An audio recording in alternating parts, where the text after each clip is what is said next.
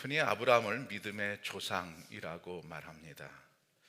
아브라함이 이삭을 하나님께 바친 이 엄청난 사건 때문에 그랬을까요? 참으로 대단한 믿음입니다. 어느 누구도 그렇게 하기는 어려울 것입니다. 그런데 그런 무리한 요구를 하나님께서 하셨다는 것이 참 의미가 심장합니다. 누가 봐도 무리한 요구입니다. 하나밖에 없는 아들을 달라고 하는 것 참으로 무리한 일이죠. 하나님은 그렇게 상식이 없으신 분인가? 하나님은 그렇게 사랑이 없으신 분인가? 하나님은 그렇게 쌀쌀맞은 분인가? 하나님은 그렇게 논리가 없는 분인가? 줄 때는 안 주고 얼마 안 돼서 다시 달라고 하니 참 문제가 있는 것처럼 보입니다. 하나님은 그러면 어떻게 그러실 수가 있었을까요? 하나님이 틀리는 적은 없을 텐데 하나님은 과연 아브라함의 어떤 면을 보고 그런 일을 하셨을까요? 부모가 자녀를 이제 보고 심부름을 시킬 때 사정을 봐가면서 심부름을 시킵니다. 또 무슨 얘기를 할 때도 사정을 봐가면서 합니다. 무턱대고 대책도 없이 그냥 막무가내로 그러지는 않습니다. 부모가 그 자녀를 사랑하기 때문에 그러지요. 사랑이란 상대방의 약한 것까지도 생각해 주는 게 사랑입니다. 부모가 갓난 아이를 대하는데 대학생 대하듯 그렇게 하지는 않습니다. 공원에서 남녀가 사랑하는 사람들이 서로 이제 사랑할 때 남자가 겉옷을 벗어서 여자에게 걸어줍니다. 어깨에 걸쳐줍니다. 그럼 남자가 그치거나 아주 뿌듯하거든요. 여자도 좋지요. 사랑을 받으니까요. 그게 사랑의 모습이지요. 하나님께서 아브라함의 어떤 상황을 보시고 그런 말씀을 하셨을까요? 하나님이 아브라함을 사랑하실 텐데 과연 아브라함의 어떤 상황을 보고 그런 무리한 요구를 하셨을까요? 아브라함의 고향은 갈대아 우르입니다. 갈대아 우르는 우르라는 남자에 의해서 건설된 도시입니다. 그 도시가 이런 모습입니다. 물론 그때 사진은 아닙니다만은 고고학적으로 발굴을 하고 이런 모습이다 라고 예상을 해서 저렇게 만들어 놨는데, 여러분 저 모습을 보세요. 시골의 모습입니까? 저게 완전한 도시의 모습입니다. 아브람 시대예요. 우리나라 아브람 시대 저렇지 않았습니다. 얼기설기 집 같지도 않은 집이 그 당시에 있었습니다. 우리나라는. 근데 이미 저기는 도시입니다. 다음 그림을 보시면 지금 저거는 사진입니다. 실제 지금 있는 사진입니다. 저 유적을 보십시오. 얼마나 거대합니까? 저 끝에 보이는 게 건축물이거든요. 바벨론의 그 건축물들처럼 건축물이거든요. 허물어져 있습니다. 근데 저게 엄청난 크기의 건축물, 저런 게 한두 개가 아닌 겁니다. 밑에 즐비하지 않습니까? 저걸 보면 참으로 이 우르라는 도시가 얼마나 대단한 도시였는가 하는 것을 볼 수가 있고요. 이 지역을 메소포타미아라고 합니다. 메소포타미아 지역은 둥근 원으로 이렇게 그 지역을 이렇게 표시해 놨는데 그 두 강이 이렇게 흘러가고 있습니다. 그 두 강, 굉장히 큰 강이 있는데 아주 물이 풍부한 그런 지역이지요. 자, 유프라테스 강과 티그리스 강이 흘러갑니다. 그리고 밑에 보면 우르라는 도시가 있고 위에 바벨론이 있습니다. 다음 그림을 보시면 지금의 현재의 모습입니다. 이란이 있고 이라크, 시리아가 있습니다. 지금도 우르는 존재하고 있는 도시입니다. 이 메소포타미아라는 말은 강들 사이의 땅이라는 뜻이에요. 두 강이 흘러가고 아주 비옥한 토지가 있습니다. 또 이 지역은 개방이 되어 있어요. 그래서 주변의 강대국들이 서로 이 좋은 땅을 차지하려고 정복하고 정복당하고 하는 아주 복잡한 역사가 이루어지는데 지금도 복잡하죠. 그 지역은. 그 당시 문화를 수메르 문화라고 하는데 이 수메르 문화가 부흥했던 우르 제3왕조 때에 이 우르는 수도가 됩니다. 그리고 전성기를 이룹니다. 아까 봤던 그 지구라트라는 엄청난 건축물을 포함해서 수많은 이제 건축물이 세워지고 도시가 완성이 되었습니다. 이 우르라는 곳이 유적지가 되어서 2016년에 세계 문화유산에 등재가 됩니다. 세계 문화유산에 등재가 되었다는 사실은 무엇을 말해줍니까? 그때 당시의 역사가 사실이라는 걸 가르쳐주고 아브라함의 역사가 허구가 아니라 사실임을 가르쳐줍니다. 또 이때 중요한 것은 함무라비 법전보다 300년이나 앞선 법전이 여기서 발견이 됩니다. 우루 법전이죠. 잠시 동영상을 보면서 역사 공부를 조금 더 깊이 하도록 하겠습니다.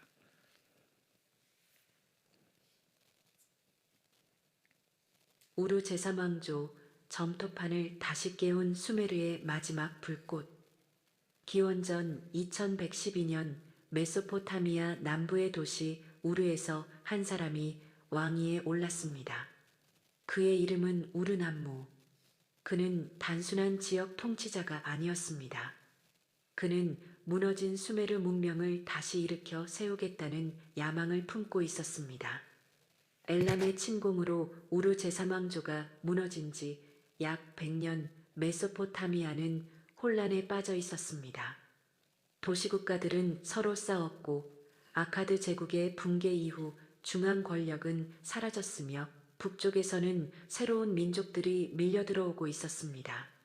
하지만 우르남무는 이 혼란 속에서 질서를 발견했습니다.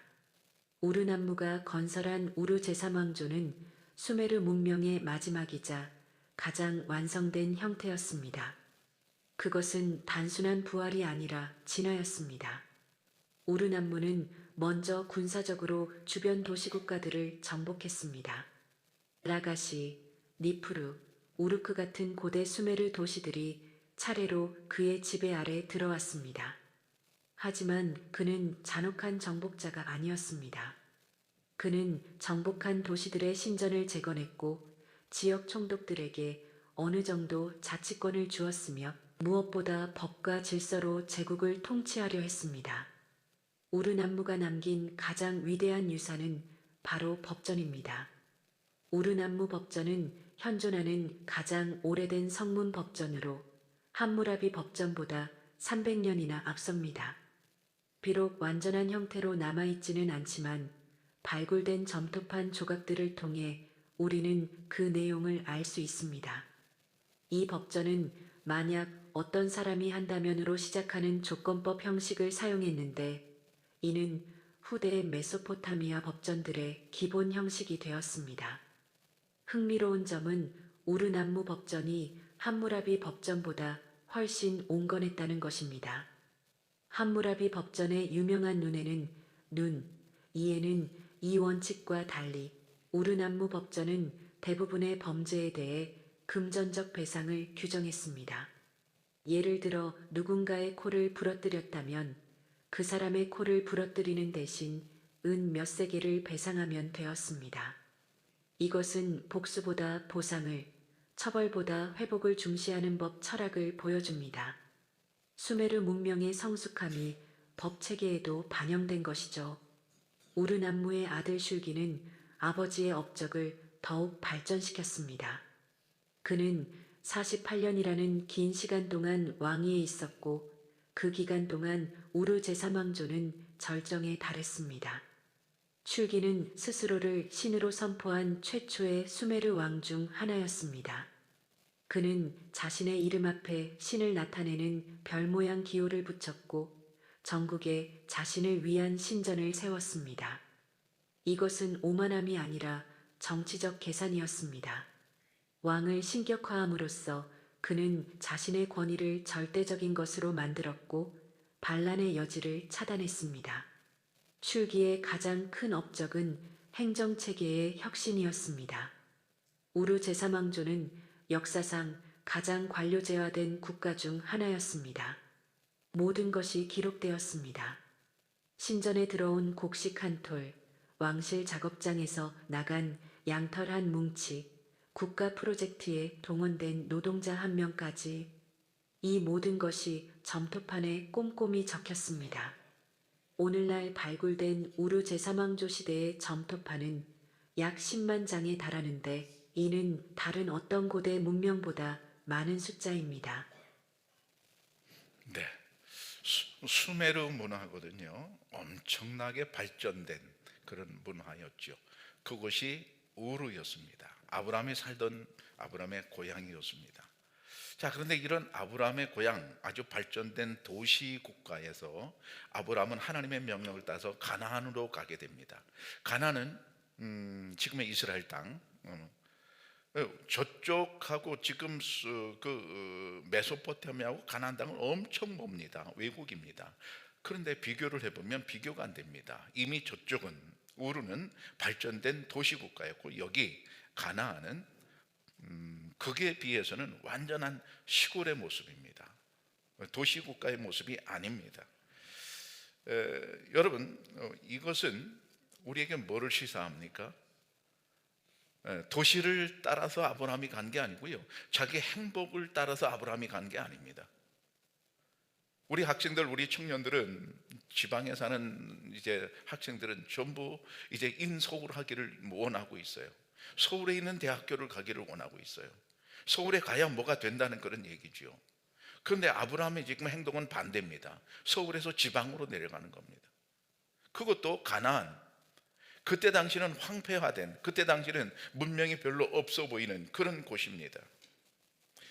모든 면에서 가나안은 메소포타미아보다 뒤떨어져 있었습니다. 그리고 척박했습니다. 그리고 위험했습니다. 그러면 번영한 곳에서 자기가 안정된 생활을 하던 사람이 갑자기 그것을 버리고 불안정한 곳, 낯선 곳으로 떠나야 되는 이유는 무엇입니까? 한 가지입니다. 하나님의 명령 때문입니다. 아브라함 입장에서 보면 믿음 때문입니다. 믿음 때문에 그냥 떠나는 겁니다. 아브라함은 BC 2166년에 아까 봤던 그 우르에서 태어났습니다. 그리고 하나님의 명령을 따라서 바단 아람을 통과해서 이제 가나안으로 이제 가게 됩니다.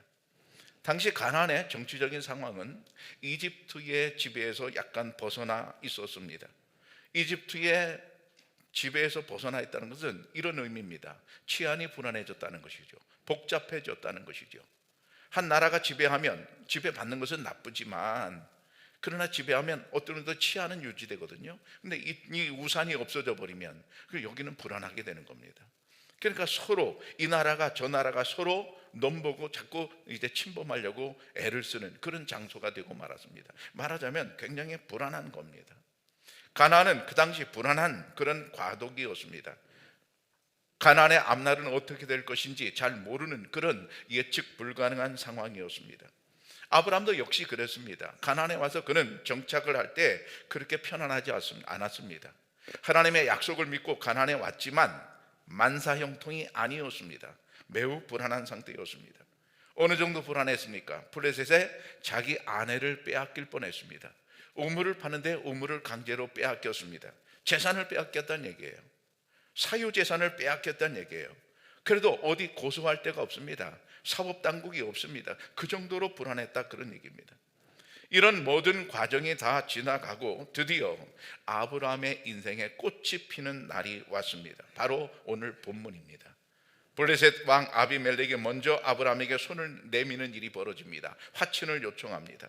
여러분, 누가 먼저 손을 내밀었다고요? 아비멜렉이 먼저 내밉니다. 왕이 먼저 내밉니다. 그 지역에. 아브라함은 이 아비멜렉의 터세에 늘 고심하던 사람입니다. 갑질을 일삼았습니다. 그 나라의 왕이니까 갑질을 일삼은 거죠. 너 아내 내놔. 그래서 말없이 그냥 아내를 빼앗길 정도로 갑질, 터세가 많았었습니다.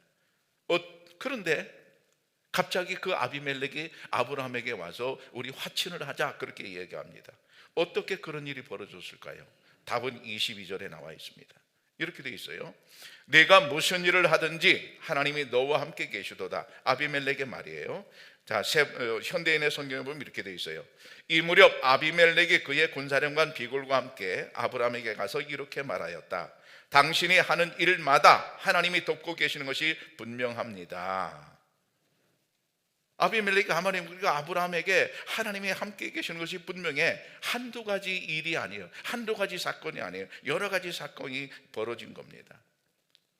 당신이 보니까 하나님과 함께 합니다. 이 말이 누구 입에서 나왔다고요? 남의 입에서 나왔단 말입니다. 아브라함이 먼저 그런 얘기를 한 게 아니에요. 이 말은 누가 봐도 인정할 수밖에 없는 일이 벌어진 겁니다. 그러니까 아비멜렉이 가만히 보니까 이 아브라함이라고 하는 사람은 지금 떠오르는 태양입니다. 미래 권력입니다. 그동안은 아비멜렉이 아브라함을 무시하고 함부로 대하였습니다. 근데 이제 보니까 그게 아닙니다. 무시할 존재가 아니더라 하는 것을 깨달았습니다. 이렇게 상황이 바뀌다 보니까 이제는 아브라함이 큰 소리 치게 됩니다. 25절, 아비멜렉의 종들이 아브라함의 우물을 빼앗은 일에 관하여 아브라함이 아비멜렉을 책망하매. 아브라함은 그 지역에 가서 사는 객지에 사는 이방인이거든요. 근데 그 지역의 왕이 아비멜렉인데 이제 전세가 뒤바뀌어서 아브라함이 아비멜렉을 책망한다, 큰 소리 친다, 그 말입니다. 여러분, 이거 간이 배 밖으로 나온 것 아닙니까? 어떻게 왕한테 큰 소리를 칠 수 있단 말입니까? 그만큼 전세가 완전히 바뀌었다는 말입니다. 아브라함은 드디어 하나님과의 언약이 이루어짐을 목도하면서 하나님께 감격의 예배를 드립니다. 33절입니다.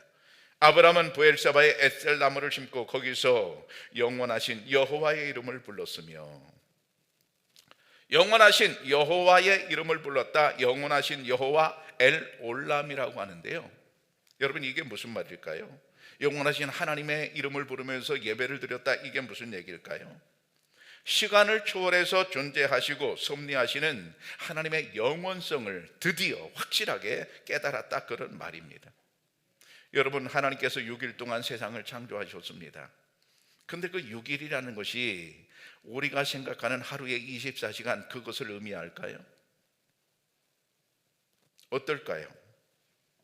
우리가 생각하는 시간이라고 하는 것은 일직선상의 시간입니다. 과거, 현재, 미래 쭉 일직선상의 시간입니다. 근데 하나님의 시간도 그럴까요? 하나님은 세상을 창조하시면서 시간도 창조하신 분입니다. 아닙니다. 우리의 시간을 일직선이라고 표현한다면 하나님의 시간은 입체적인 시간입니다. 이게 무슨 말일까요? 우리는 시간 안에 존재합니다. 우리는 시간 밖에 존재할 수가 없습니다. 우리는 시간을 통제할 수도 없습니다. 우리는 시간 안에서만 살아갑니다. 그러나 하나님은 시간을 창조하신 분입니다.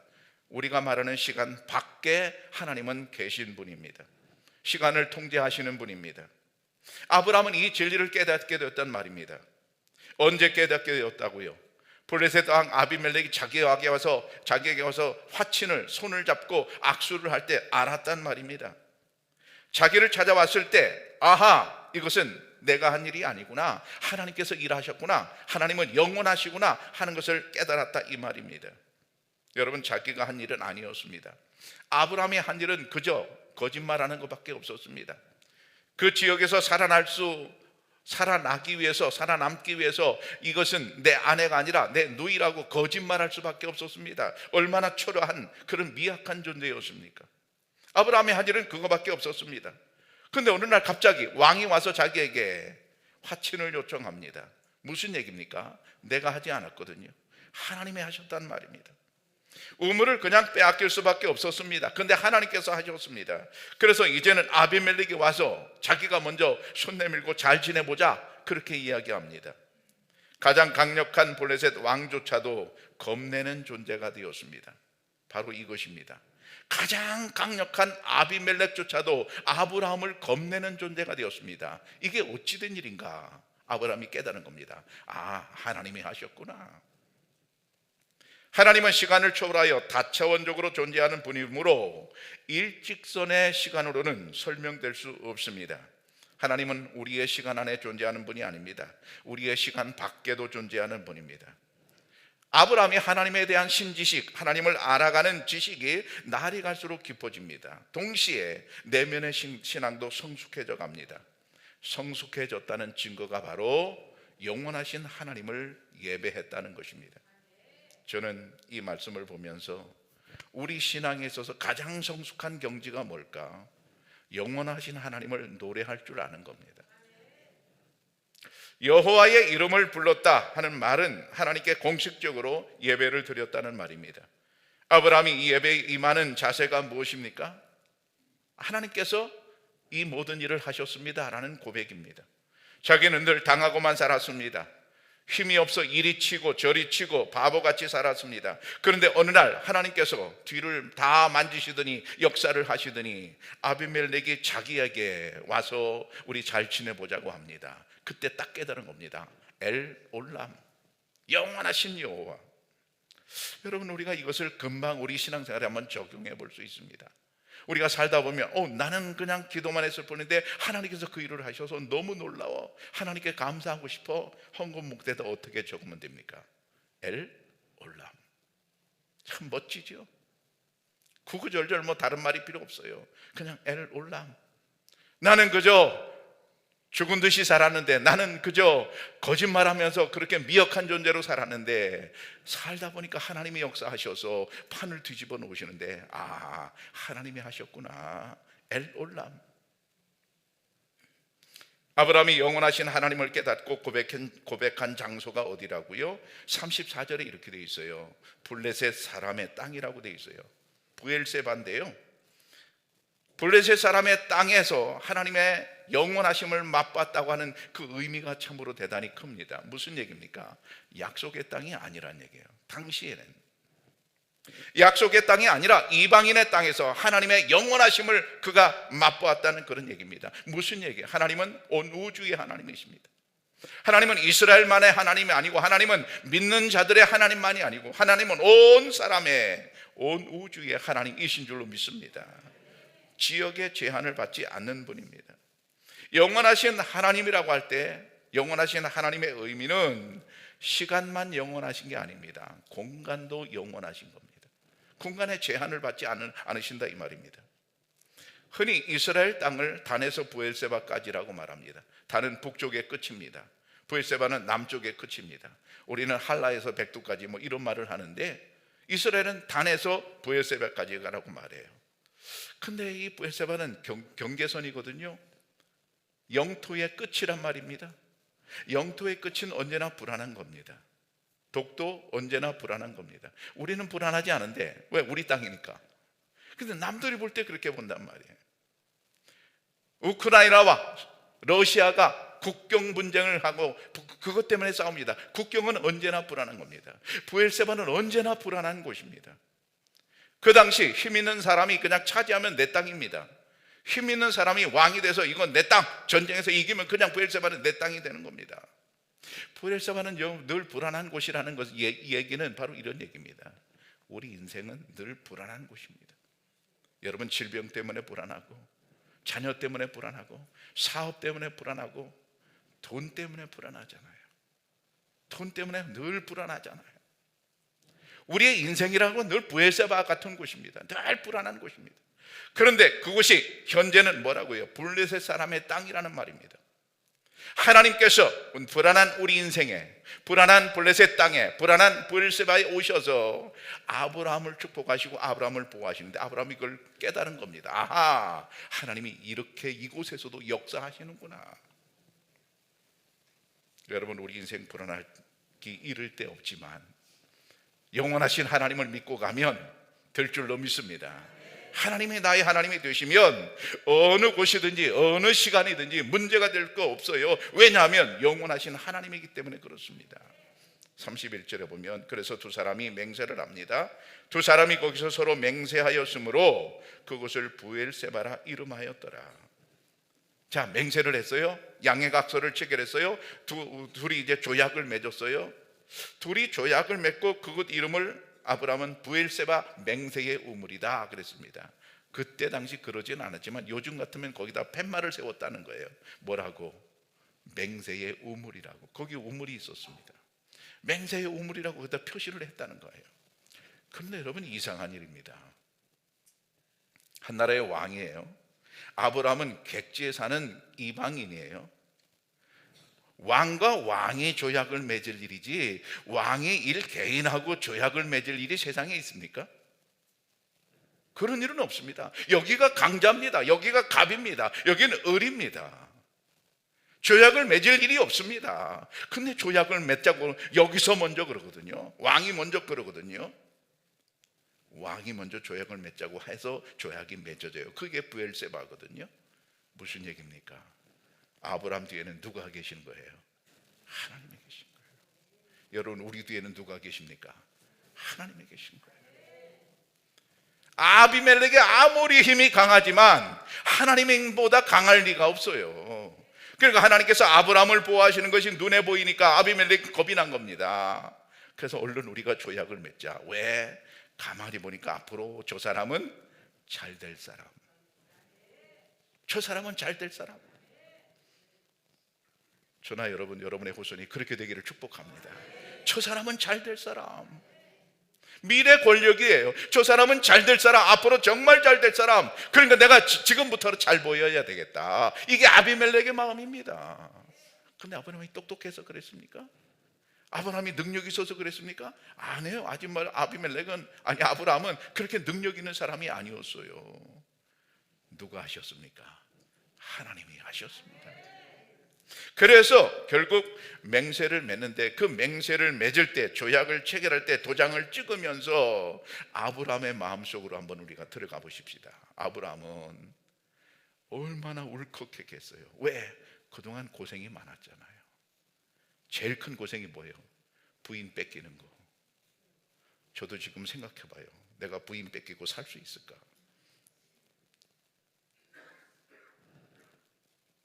여러분, 나이 든 남자들은요, 부인 없이는 아무것도 못해요. 근데 지금 나이가 많잖아요. 아브라함이 젊은 나이가 아니잖아요. 세장가 갈 수 있는 나이가 아니잖아요. 근데 자기 부인을 뺏어가는데도 아무 소리 못하고 그동안 당했잖아요. 우물이 있는데 사유재산을 그냥 뺏겨도 아무 소리 못하고 그렇게 살았잖아요. 그동안 마음고생이 너무 많았거든요. 왜? 객지니까. 객지는 그런 거잖아요. 그렇죠? 객지는 그런 거잖아요. 아브라함이 객지 생활을 하면서 마음고생이 심했는데 하나님께서 뒤에서 다 만지셔가지고 아비멜렉이 먼저 와서 야, 우리 잘 지내보자. 그럴 때 아브라함은 너무 감동한 겁니다. 울컥한 겁니다. 그래서 뭐를 이제 기념비를 세웁니다. 나무를 심습니다. 뭐를 심었다고요? 에셀 나무를 심었다 그랬습니다. 우리 2층에 여기 예배 마치고 나갈 때 한번 보세요. 우리 성가대 연습실에 큰 나무 그림이 썬팅되어 있어요. 거기에 이 창세기 22장 33절 말씀이 딱 적혀 있어요. 맨날 지나다니니까 안 보셨을 텐데 오늘 나가면서 보세요. 그게 에셀 나무입니다. 거기 그려진 게.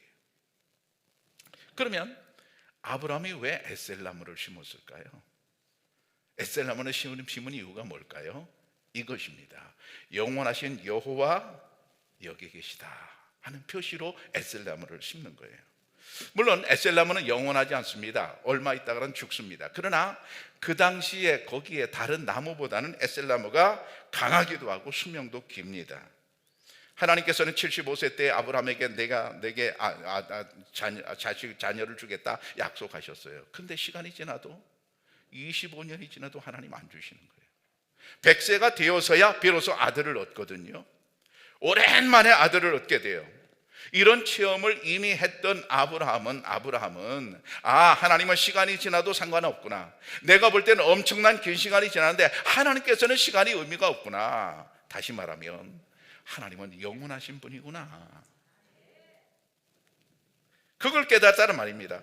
그걸 깨닫고 나서 아비멜렉과 조약을 맺을 때에 다시 한번 영원하신 하나님이 내 뒤를 다 봐주시니까 이런 일이 벌어지는구나 하나님의 손길을 느꼈단 말입니다.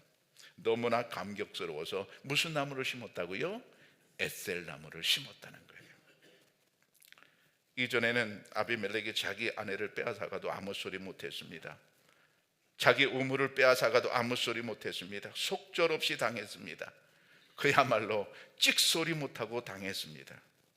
근데 이제는 상황이 바뀌었습니다. 이제는 자기가 아비멜렉에게 큰 소리 칠 수 있게 되었습니다. 무슨 얘기입니까? 하나님이 하셨구나. 그 고백이 엘 올람입니다. 영원하신 여호와란 말이죠. 자, 사진을 보시면 에셀 나무는 척박한 환경에서 저렇게 꿋꿋이 자라는 나무가 에셀 나무입니다. 저건 그림이 아닙니다. 사진입니다. 사막입니다. 다른 나무 보입니까? 저 끝에 보이지만 주변에는 다른 나무 하나도 보이지 않습니다. 근데 오직 에셀 나무만 살고 있어요. 뭐예요? 이스라엘 사람들 머릿속에는, 저 지역에 사는 사막 지역을 잘 아는 사람들의 머릿속에는 에셀 나무만 영원한 나무예요. 그래서 엘올람, 영원하신 여호와를 기념하려면 다른 나무 심을 수가 없는 거예요. 소나무 심을 수 없고요, 칡백나무 심을 수, 다른 나무 심을 수 없는 거예요. 우리 지금 뭐만 심어요? 에셀나무만 심는 거예요. 저 그림 때문에 그런 거죠. 에셀나무는 저렇게 척박한 환경입니다. 물이 없잖아요. 그런데도 저기서 살아남고 오래 살 수가 있는 나무입니다. 이 나무의 의미가 뭐라고요? 엘올람입니다. 영원하신 여호와를 뜻한단 말입니다. 자, 그러면 그 에셀나무가 나하고 무슨 상관이 있는가 말이죠. 아브라함이 심었던 에셀나무가 오늘 나하고 무슨 상관이 있는가 말이죠. 영원하신 여호와를 우리가 믿으면, 여러분, 아브라함이 조약을 맺으면서 당당했을까요? 쫄았을까요? 이제 쪼는 게 없어진 겁니다. 당당하게 변한 겁니다. 다시 말하면 에셀나무, 엘올람을 우리 마음속에 심으면, 그 신앙이 우리에게 있으면, 여러분, 우리는 세상을 당당하게 살아가게 될 줄로 믿습니다. 왜 그렇습니까? 하나님께서 만약 일직선상의 시간 안에만 머물러 계신 분이라면 우리에게는 소망이 없습니다. 나의 현실을 보면 우리는 절망입니다. 그러나 아닙니다. 하나님은 시간 밖에 계시고 시간을 통제할 수 있는 분이고 영원하신 하나님이십니다. 이 사실을 믿으면 우리는 아브라함처럼 당당하게 살아갈 수 있게 될 줄로 믿습니다. 지금 어려운 시대에 고난을 당하고 있는 분이 혹 계십니까? 너무나 억울해서 가슴 아파하는 그런 분이 계십니까? 영원하신 하나님을 믿으시기를 바랍니다. 엘올람을 바라보시기를 바랍니다. 그러면 거기에 소망이 있는 겁니다. 시간이 지나도 억울한 게 안 풀렸어요. 아브라함도 그랬어요. 근데 조금 더 기다리니까 하나님께서 기억하셨다가 이 억울한 일을 딱 풀어주시거든요. 뭐예요? 엘올람, 영원하신 여호와께서 해결해 주신다 이 말입니다. 아브라함에게만 그러시겠습니까? 아닙니다. 우리에게도 마찬가지입니다. 여러분, 우리가 예배 시간에 어떤 하나님께 영광을 돌려야 될까요? 영원하신 여호와입니다. 여러분, 예배 시간에 우리가 하나님을 부를 때, 하나님을 예배할 때 이런 하나님 저런 하나님을 많이 예배할 수 있어요. 근데 최고는 뭔가 하면 영원하신 하나님을 노래하는 거예요. 왜 그렇습니까? 절대자 하나님이라는 말과 영원하신 하나님이라는 말은 같은 말입니다. 인간은 누구도 절대자가 될 수 없습니다. 아무리 큰 부자도 절대자는 될 수 없고 아무리 권력자라도 절대자는 될 수 없습니다. 다시 말하면 영원할 수 없습니다. 하나님만이 영원하신 줄로 믿습니다. 그러므로 하나님만이 절대자이신 것입니다. 하나님은 그런 아브라함의 믿음을 보셨습니다. 그리고 그 아브라함에게 내 아들 이삭을 나에게 바쳐봐라 무리한 요구를 하셨습니다. 이제 이렇게 보니까 하나님께서 아브라함에게 무리한 요구를 하실 만합니다. 왜? 아브라함은 영원하신 하나님을 알고 있었습니다. 자기 신앙생활은 차원이 다른 그런 하나님의 차원을 그는 알고 있었습니다.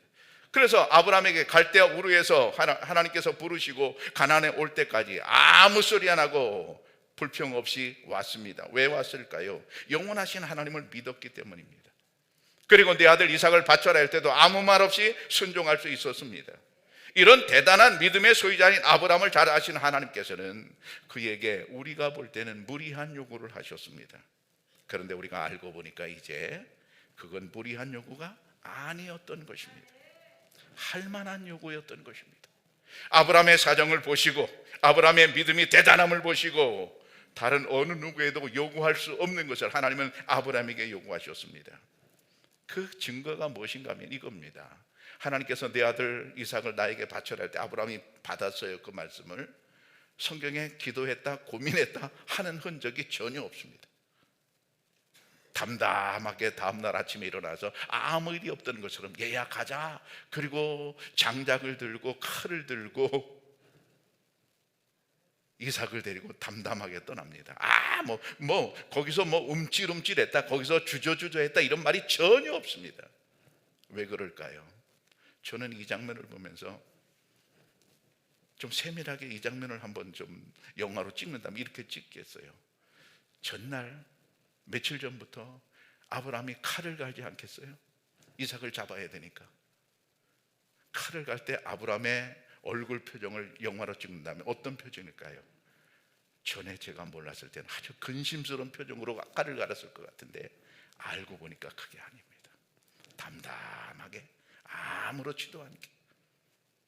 왜 그랬을까요? 영원하신 하나님을 믿었기 때문입니다. 여러분, 우리 인생, 우리는 죽을까봐 겁이 나고, 우리는 병들까봐 겁이 나고, 우리는 돈이 없어질까봐 겁이 나고, 통장에 잔고가 다 없어질까봐 겁이 나고, 얼마나 불안한 일이 많습니까? 근데 그 모든 불안을 한꺼번에 다 해결할 수 있는 방법이 뭘까요? 나를 보는 게 아니라, 현실을 보는 게 아니라 영원하신 하나님을 보는 겁니다. 영원하신 하나님 엘올람을 바라볼 때 여러분, 우리 속에는 모든 불안을 다 해소할 수 있는 겁니다. 이게 믿음인 줄로 믿습니다. 그렇기 때문에 영원하신 하나님 엘올람의 신앙은 신앙 중에 최고의 신앙입니다. 이보다 더 좋은 믿음은 성경에 없습니다. 또 이보다 더 복된 믿음도 성경에 없습니다. 여러분, 이렇게 아름답고 복된 믿음의 소유자가 되시기를 축복합니다. 사랑하는 청약교회 성도 여러분, 우리 하나님께서는 시간을 초월하여 존재하고 섭리하시는 분입니다.